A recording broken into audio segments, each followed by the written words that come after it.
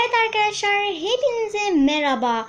Bugün gördüğünüz gibi Yum Toys adlı slime expert, yani slime'ımızla beraber oyun oynayacağız arkadaşlar.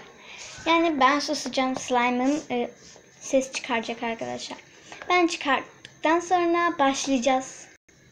Evet arkadaşlar, bilerek mavi seçtim çünkü mavi çok güzel rengi görünüyordu. Arkadaşlar bu arada başlamadan önce kanalıma abone olmayı ve like atmayı unutmayın. Sizleri seviyorum ve slime'ım, ben susuyorum ve slime'ım sizlere rahatlatıcı video gösteriyor. O zaman başlayalım.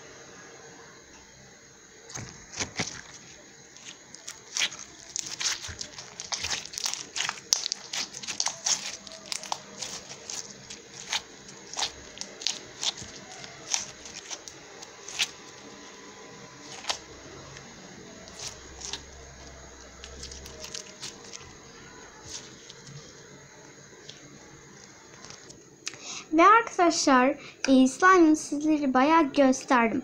Nasıl olduğunu like atarak belirleyebilirsiniz. Arkadaşlar, evet, bugünkü videomuz bu kadardı. Slime videosuydu arkadaşlar. Umarım beğenmişsinizdir. Sizleri seviyorum ve bay bay.